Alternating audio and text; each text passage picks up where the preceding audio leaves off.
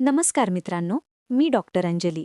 आज मी तुम्हाला एक अतिशय गंभीर पण तितकाच जीवन वाचवणारा विषय सांगणार आहे.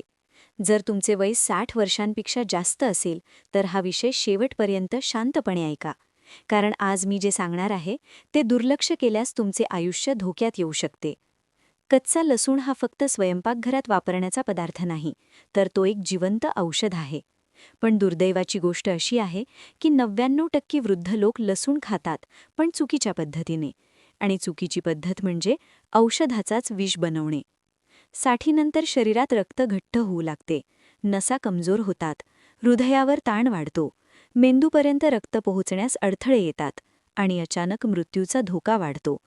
अशावेळी कच्चा लसूण योग्य प्रकारे घेतला तर तो रक्त पातळ करतो, नसा स्वच्छ करतो, हृदय मजबूत करतो आणि अचानक येणाऱ्या जीवघेण्या संकटांपासून वाचवतो. पण लक्षात ठेवा, फक्त खाणे पुरेसे नाही, कसे खायचे हे महत्त्वाचे आहे. अनेक वृद्ध लोक सकाळी उठताच लसूण चावून खातात, काही लोक दुधासोबत खातात, काही लोक उपाशीपोटी 4-5 पाकळ्या खातात. ही सर्वात मोठी चूक आहे, कारण साठीनंतर पचनसंस्था कमजोर असते. चुकीच्या वेळेला घेतलेला कच्चा लसूण पोटात जळजळ, आम्लपित्त, चक्कर, रक्तदाबाचा अचानक चढउतार आणि हृदयावर ताण निर्माण करू शकतो. म्हणूनच 99% लोक म्हणतात, लसूण आम्हाला मानवत नाही. पण खरं कारण लसूण नाही, तर त्यांची पद्धत आहे. साठीनंतर शरीरात विषारी घटक साचतात, रक्तनळ्यांमध्ये चरबी जमा होते, हळूहळू रक्तपुरवठा कमी होतो. अशावेळी कच्च्या लसणातील नैसर्गिक घटक हे सगळे हळूहळू वितळवण्याचे काम करतात, पण ते काम फक्त तेव्हाच करतात जेव्हा लसूण योग्य प्रमाणात, योग्य वेळी आणि योग्य प्रकारे घेतला जातो. लसूण कधीही चावून खाऊ नये. चावल्याने त्यातील उष्णता वाढते आणि शरीरावर विपरीत परिणाम होतो. लसूण नेहमी सोलून हलक्या हाताने ठेचावा. ठेचल्यानंतर किमान 10 मिनिटे तो तसाच ठेवावा, कारण त्यावेळेत त्यातील औषधी गुण पूर्णपणे सक्रिय होतात. हा नियम न पाळल्यास लसूण फक्त पदार्थ राहतो, औषध राहत नाही. साठीनंतर हृदयविकार, पक्षाघात, अचानक रक्तदाब वाढ, मेंदूतील रक्तस्त्राव यांचा धोका जास्त असतो. यामागे मुख्य कारण म्हणजे जाड झालेले रक्त आणि बंद झालेल्या नसा. कच्चा लसूण हा या दोन्ही गोष्टी हळूहळू सुधारतो, पण जर तुम्ही तो चुकीच्या पद्धतीने घेतला तर फायदा शून्य आणि नुकसान दुप्पट होऊ शकते. आजकाल अनेक वृद्ध लोक औषधांवर अवलंबून आहेत, पण औषधे फक्त लक्षणांवर काम करतात, मूळ कारणावर नाही. लसूण मात्र मुळावर काम करतो. पण लक्षात ठेवा, तो चमत्कार करत नाही, तो शिस्त शिकवतो. नियमितता, संयम आणि योग्य पद्धत याशिवाय लसूणही निष्प्रभ ठरतो. पुढच्या भागात मी तुम्हाला नेमकी वेळ, अचूक प्रमाण आणि कोणत्या लोकांनी लसूण अजिबात घेऊ नये हे स्पष्टपणे सांगणार आहे. पहिल्या भागात आपण कच्चा लसूण औषध का आहे आणि चुकीची पद्धत कशी नुकसान करते हे समजून घेतले. आता दुसऱ्या भागात मी तुम्हाला सर्वात महत्त्वाची गोष्ट सांगणार आहे, ती म्हणजे कच्चा लसूण घेण्याची अचूक वेळ, योग्य प्रमाण आणि शरीराला सुरक्षित अशी पद्धत. साठीनंतर शरीराची आग कमी झालेली असते, पचनशक्ती मंद असते, त्यामुळे लसूण कधीही उपाशीपोटी घेऊ नये. ही साठीनंतरची सर्वात मोठी चूक आहे. उपाशीपोटी घेतलेला कच्चा लसूण थेट पोटाच्या आवरणावर परिणाम करतो, त्यामुळे जळजळ, मळमळ, घशात आग, चक्कर येणे आणि अचानक अशक्तपणा जाणवू शकतो. योग्य वेळ म्हणजे सकाळचा नाश्ता झाल्यानंतर साधारण अर्ध्या तासाने. त्यावेळी पोट रिकामी नसते आणि पचनसंस्था लसूण स्वीकारू शकते. प्रमाणाबाबत खूप गैरसमज आहेत. अनेक लोक 4-5 पाकळ्या घेतात. हे अत्यंत धोकादायक आहे. साठीनंतर फक्त अर्धी पाकळी किंवा जास्तीत जास्त एक छोटी पाकळी पुरेशी असते. त्यापेक्षा जास्त घेतल्यास फायदा वाढत नाही, उलट नुकसान सुरू होते. लसूण सोलून हलक्या हाताने ठेचायचा, चिरायचा नाही, बारीक करायचा नाही. ठेचल्यावर किमान 10 ते 15 मिनिटे तो मोकळ्या हवेत ठेवायचा. त्यानंतर तो थोड्या कोमट पाण्यासोबत गिळायचा, चावायचा नाही, चघळायचा नाही. ही पद्धत पाळली तर लसूण हळूहळू रक्तात मिसळतो आणि शरीरावर सौम्य पण खोल परिणाम करतो. साठीनंतर अनेक लोकांना रक्तदाबाची समस्या असते. काहींचा रक्तदाब जास्त तर काहींचा कमी. अशा वेळी लसूण योग्य प्रमाणात घेतला तर तो रक्तदाब संतुलित ठेवण्यास मदत करतो.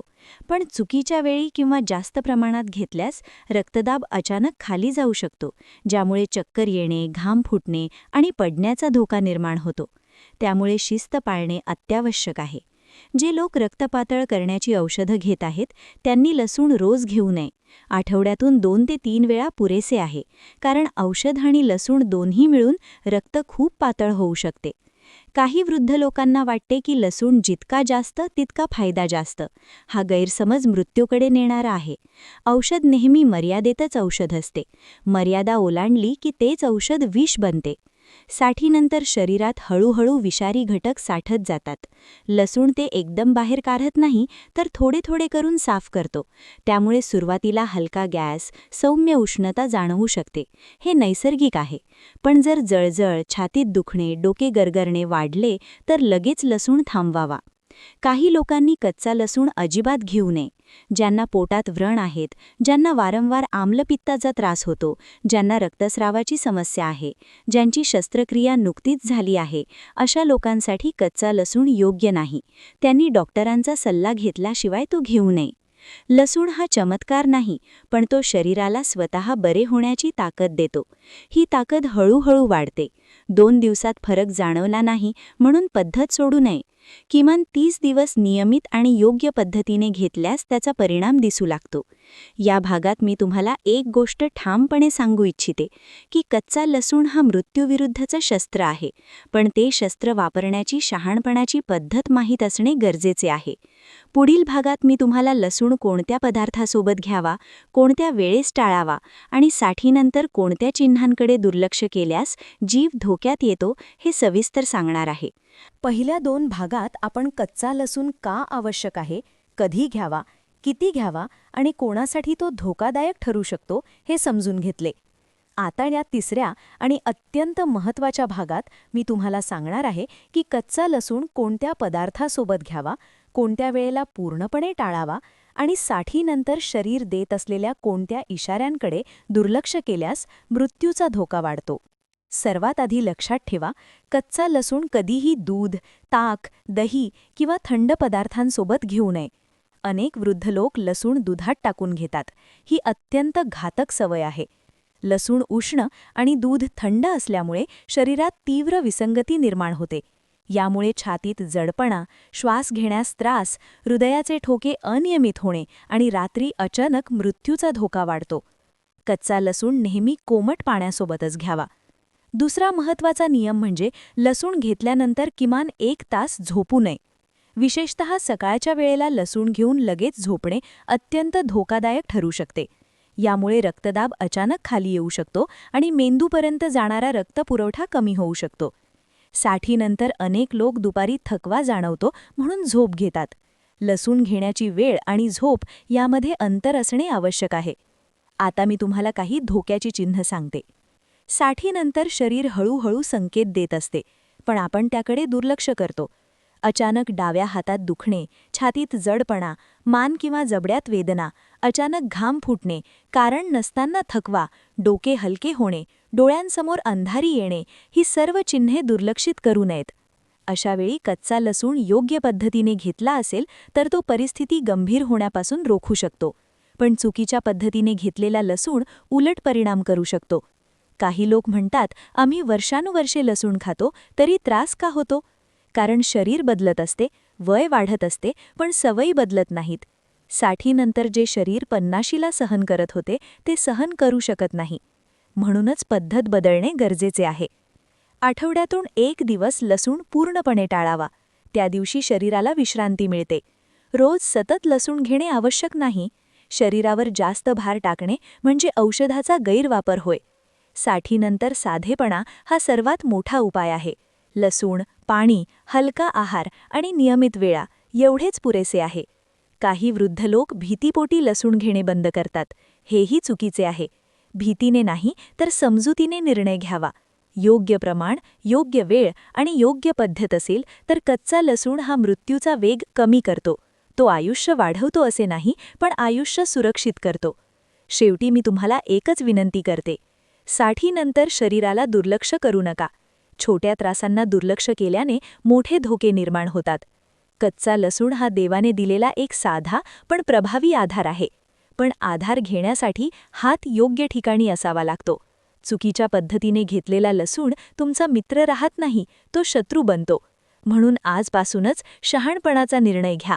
ऐकलेले अर्धवट करू नका. पूर्ण समजून घ्या, मगच अंमलात आणा. तुमचे आयुष्य मौल्यवान आहे.